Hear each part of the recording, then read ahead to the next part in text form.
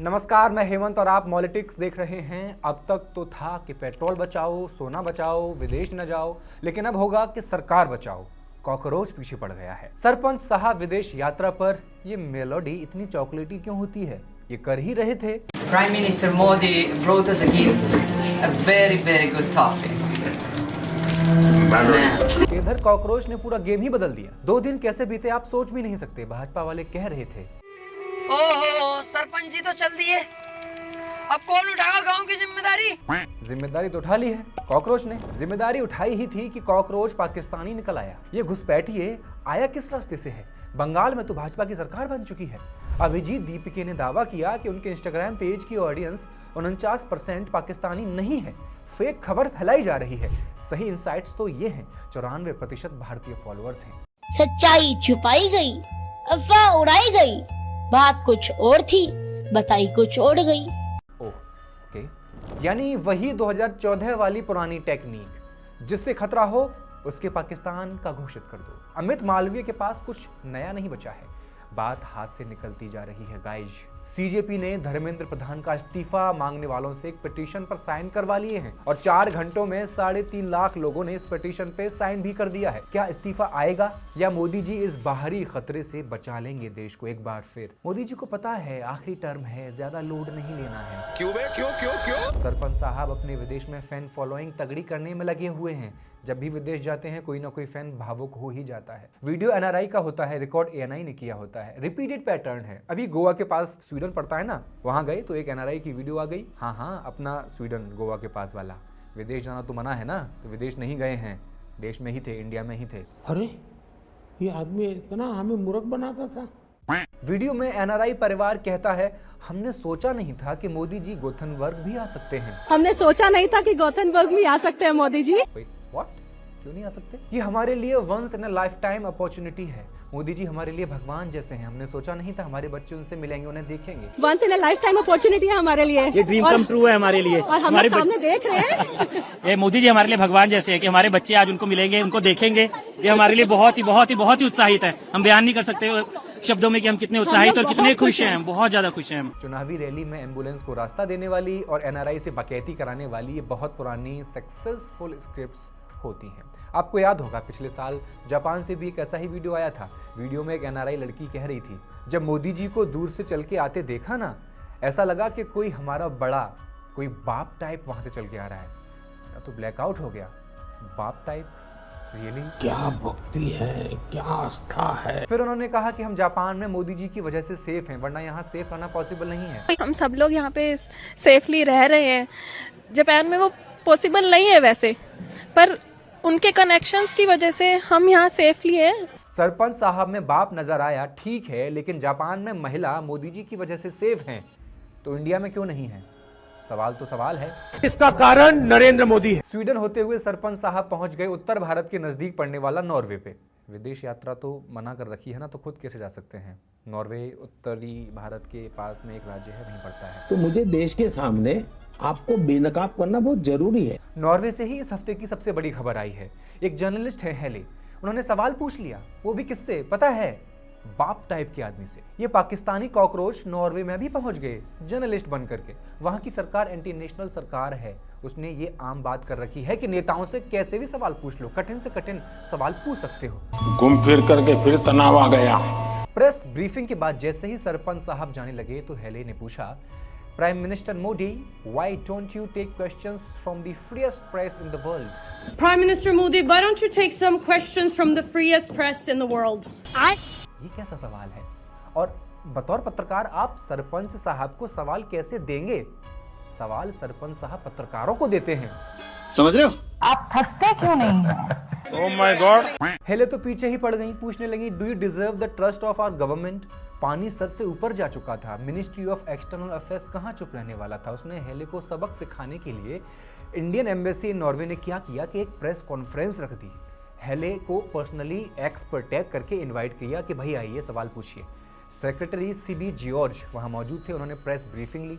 हेले ने 2 सवाल पूछे। पहला, नॉर्वे को इंडिया पर भरोसा क्यों करना चाहिए जब वहां ह्यूमन राइट्स वायलेशंस हो रहे हैं? और दूसरा, क्या मोदी कभी इंडियन प्रेस के कठिन सवालों का जवाब देंगे? Why should we trust you? Can you promise that you will try to stop the human rights violations that goes on in your country? And also, will the Prime Minister start taking critical questions from the Indian press at some point in the future?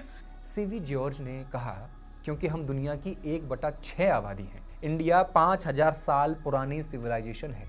Yoga India में पैदा हुआ, chess India का दिया हुआ है, zero की खोज India में हुई है।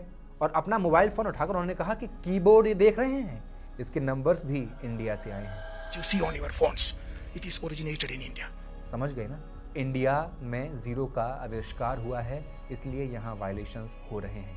कोई सेंस है इस बात का? पत्रकार बोली, मैंने तो वायलेशंस के बारे में पूछा था। अरे भाई, अगर राइट्स वायलेट होते हैं तो कोर्ट में जाओ। जॉर्ज साहब ने घुड़की से जवाब दे दिया। हेलेन ने फिर बीच में टोक दिया, रथ चाहिए क्या औरत को? बोली, यही तो बात है, बेसिक राइट्स के लिए लोगों को कोर्ट क्यों जाना पड़ रहा है? जॉर्ज साहब फिर से भड़क गए, बोले, इंटरप्ट मत करो, ये मेरी प्रेस कॉन्फ्रेंस है। Please don't interrupt me. You ask me a question, please. This is my press conference. You ask why should a country trust India? पत्रकार बेचारी प्रेस कॉन्फ्रेंस छोड़कर भाग निकली। अब हम भी इस सेगमेंट से भाग निकलते हैं। Now come to the next segment, international बकैती। बकैती का लेवल इंटरनेशनल है। कॉकरोच जनता पार्टी के चीफ हैं अभिजीत दीपके। अमेरिका की बॉस्टन यूनिवर्सिटी में पढ़ते हैं। पार्टी के इंस्टाग्राम पेज पर 15 मिलियन से ज्यादा फॉलोअर्स हो चुके हैं, जो बीजेपी के इंस्टाग्राम के तकरीबन 8.5 मिलियन फॉलोअर्स से कहीं ज्यादा हैं। अब अंधभक्त देखिए क्या कर रहे हैं, कैसे अपने दिल को तसल्ली दे रहे हैं। कोहली के फॉलोअर्स दिखा रहे हैं, कह रहे हैं कि इस हिसाब से कोहली तो अकेला पूरी सरकार हिला सकता है। कोहली का तो पता नहीं, लेकिन आपका ये डर देखकर हमें अच्छा लगा, मजा आया। और मैं ये जो मजा है हिंदुस्तान के हर व्यक्ति को देना चाहता हूं।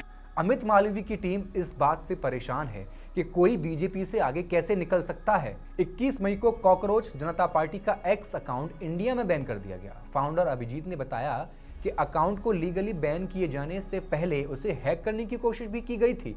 अब इंटेलिजेंस ब्यूरो ने बाकी के सोशल मीडिया अकाउंट्स डाउन करने के लिए भी कह दिया है, क्योंकि राष्ट्रीय सुरक्षा को खतरा है। लेकिन देश में सब कुछ अच्छा चल ही रहा है। पकड़ पकड़ के नौकरी दी जा रही है युवाओं को। हवाई चप्पल वाले किसान हवाई जहाज में गर्मियों की छुट्टी मनाने विदेश जा रहे हैं। पेट्रोल 25 रुपए लीटर मिल ही रहा है। पाकिस्तान का लाहौर हमने फतह कर ही लिया है। 15-15 लाख भी सबके खाते में आ ही गए हैं।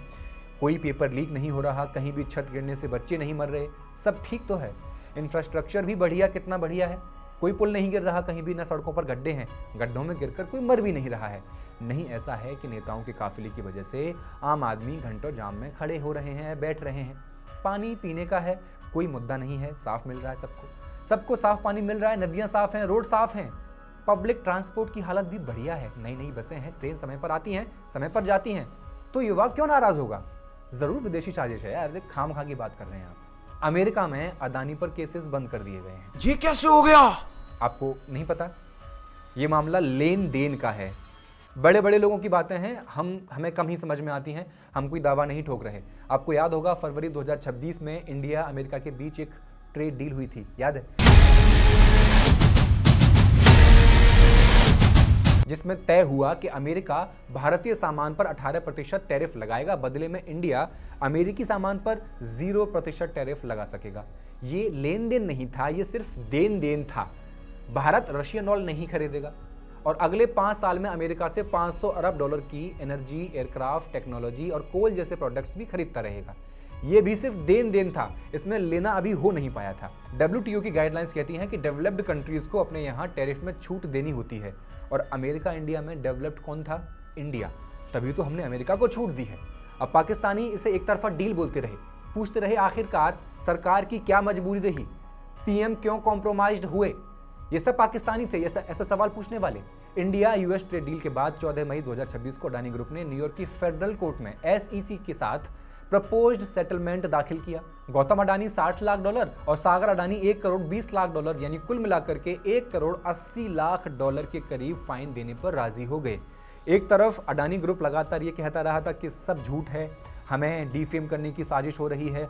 दूसरी तरफ उसी ग्रुप के चेयरमैन और उनके भतीजे 170 करोड़ 180 करोड़ रुपए तक का फाइन देने के लिए तैयार हो गए।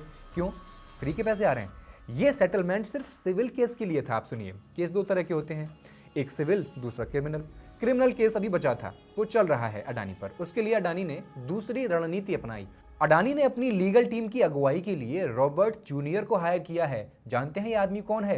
ये वही आदमी है जो अमेरिकी राष्ट्रपति डोनाल्ड ट्रंप के पर्सनल लॉयर भी हैं। जूनियर ने जस्टिस डिपार्टमेंट के अधिकारियों के साथ एक बैठक की जिसमें 100 से ज्यादा स्लाइड्स की प्रेजेंटेशन दे दी गई और दलील दे दी गई कि अमेरिकी प्रोसिक्यूटर्स के पास न तो पर्याप्त सबूत हैं और न ही इस केस पर उनका अधिकार क्षेत्र बनता है। लेकिन इस प्रेजेंटेशन में एक स्लाइड और थी, बहुत महत्वपूर्ण। इस स्लाइड में यह कहा गया कि अगर चार्जेस ड्रॉप हो जाते हैं अडानी पर, तो अडानी अमेरिकी इकोनॉमी में 10 अरब डॉलर इन्वेस्ट करेंगे और वहां के 15,000 लोगों को नौकरियां देंगे। यानी लीगल आर्ग्यूमेंट के साथ इकोनॉमिक ऑफर। नतीजा, डीओजे ने भी क्रिमिनल चार्जेस ड्रॉप कर दिए। इस सेगमेंट को भी हम यहीं ड्रॉप करते हुए आगे बढ़ते हैं। अगला सेगमेंट नाम है गोदी media moments. World press freedom index में नॉर्वे के पास 1 नंबर है, भारत के पास 157 नंबर हैं। हमारी मीडिया को मोदी जी ने गलत बता दिया है कि जितने ज्यादा नंबर पर आओगे उतना अच्छा माना जाता है। मीडिया को लगता है 157 नंबर के साथ उन्होंने कट ऑफ पार कर ली है। नॉर्वे 1 नंबर पर आकर फेल हो गया। हमारी मीडिया की उदारता देखिए, उन्होंने हेले को बताया कि आप प्रेस फ्रीडम इंडेक्स में ज्यादा नंबर कैसे ला सकती हैं, हमारी तरह 157 से भी ज्यादा ला सकती हैं, लेकिन कैसे? बताया कि आप कहां पिछड़ रही हैं। अंजना ओम कश्यप ने अपने शो में बताया कि जिस वर्ल्ड प्रेस फ्रीडम इंडेक्स का हवाला हेले ने दिया, उसकी फंडिंग जॉर्ज सोरोस से जुड़े संगठनों से होती है। और जिस प्रेस फ्रीडम इंडेक्स की इस पत्रकार ने बात की, उसकी फंडिंग भी जॉर्ज सोरोस के इसी एनजीओ से आती है। अंजना ने यह भी बताया कि हेले ने अपने पिछले 4 सालों के करियर में कभी प्रेस फ्रीडम या मीडिया सेंसरशिप जैसे विषयों पर सवाल नहीं उठाए। तो मोदी जी से ये सवाल क्यों पूछे गए? ये कुछ वैसा ही तर्क नहीं है कि आपने कभी बॉलीवुड की किसी सेलिब्रिटी से क्रिकेट को लेकर सवाल नहीं पूछा तो अचानक विराट कोहली से क्यों पूछ लिया। हालांकि सुधीर ने ये जोड़ दिया इसमें कि इसमें एंटी नेशनल मोदी का मजाक उड़ा रहे हैं, लेकिन ये देश का मजाक है। भारत के अपमान पर वो तालियां बजा रहे हैं और वो ये भूल गए कि ये अपमान प्रधानमंत्री मोदी का नहीं है, ये अपमान भारत का अपमान है। मोदी जी का मजाक देश का मजाक है और मोदी जी की तरक्की ही देश की तरक्की है। कॉन्सेप्ट एकदम क्लियर है। इस महाशय को देखिए, ये माखनलाल चतुर्वेदी पत्रकारिता यूनिवर्सिटी के वाइस चांसलर रहे हैं।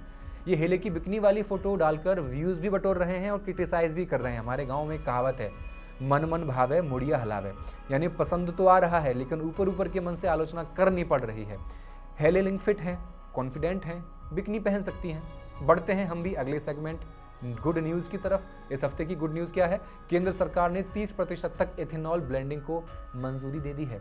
अब बेटी की कंपनी का और मुनाफा बढ़ेगा। If you know you know. पैसा ही पैसा होगा। एक तरफ पेट्रोल डीजल के रेट बढ़ रहे हैं और दूसरी तरफ ethanol blending. This is business. जो अमेरिका जैसी सड़कें मिलने वाली थीं, उनका कहीं अता पता नहीं है। कि 2024 समाप्त होने के पहले हिंदुस्तान का रोड इंफ्रास्ट्रक्चर अमेरिका के बराबर होगा। उनका हम पता लगाते रहेंगे। फिलहाल हम बढ़ते हैं आखिरी सेगमेंट फैक्ट चेक की तरफ।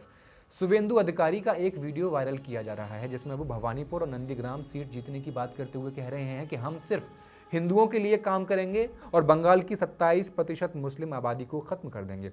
हम केवल हिंदुओं के लिए काम करेंगे और पश्चिम बंगाल के 27% मुसलमानों को खत्म कर देंगे। साथ ही ये भी कहा जा रहा है कि ऐसा करके बीजेपी को 100 साल तक सत्ता में रखा जा सकेगा तथा ऐसा आदर्श कार्य करेंगे कि बीजेपी 100 वर्षों तक सत्ता में बनी रहे। कई एक्स यूजर्स ने इसे शेयर करते हुए मेजॉरिटेरियन एक्सट्रीमिज्म बताया है, लेकिन वीडियो में कई गड़बड़ियां देखी गई हैं। आप उनको वीडियो को अगर बहुत अच्छी तरह से गहराई से देखेंगे तो ये शख्स पूरी तरह से शुभेंदु अधिकारी ऐसा नहीं लग रहा। आवाज़ भी मैच नहीं कर रही। वीडियो AI जनरेटेड है, वायरल दावा फर्जी है। हालांकि ऐसा नहीं है कि शुभेंदु ऐसा कर नहीं सकते। उनकी काबिलियत पर मैं सवाल नहीं कर रहा हूं। मजबूत आदमी है शुभेंदु। क्या ये सही नहीं है कि बंगाल में ओबीसी का आरक्षण घटा करके 7% कर दिया गया है? खैर बढ़ते हैं पिछली वीडियो के अब हाईलाइटेड मजेदार कमेंट्स की ओर। कनिष्क लिखते हैं, चुसी हुई जनता को छोड़कर पक्ष विपक्ष के सभी नेताओं और धार्मिक स्थलों का धन संपत्ति इस आपातकाल की स्थिति में राष्ट्र हित में उपयोग करना चाहिए। शाबाश। एनोनिमस लिखते हैं, संसद लीक करने वालों को नीट पेपर लीक करना आसान है। रोमियो के कुछ अलग विचार हैं। ये सब नेहरू की गलती है, वरना मोदी पीएम कैसे बन पाते। जी। मोहम्मद शाहरुख बधाई दे रहे हैं, आज़ादी के 12 साल की बहुत बहुत मुबारकबाद। 16 मई 2014 को हमारा देश आज़ाद हुआ था। शाहरुख साहब, ये वाला मैसेज आप कंगना जी को जरूर भेजें। सौरभ सिन्हा, काफ़ी मेहनत पड़ी होगी आपकी टीम को मोदी जी की इतनी क्लिप्स निकालने में। जी सौरभ जी, मेहनत तो बहुत पड़ती है और अच्छा लगा आपने समझा हमारी मेहनत को और इतना समझ ही लिया है तो वीडियो को शेयर कर दीजिए दोस्तों के साथ। अब आप इस वीडियो की रील काट सकते हैं और हमें टैग कर सकते हैं। इंस्टाग्राम का यूज़र नेम लगा दिया गया है नीचे। हफ्ते की हाइलाइट्स का ये एपिसोड आपको कैसा लगा हमें कमेंट सेक्शन में लिखकर बताते रहें, क्योंकि हम करने वाले हैं आपके 5 मज़ेदार कमेंट्स को highlight in the next episode of हफ्ते की हाइलाइट्स। मिलते हैं अगले हफ्ते। शब्बा खैर।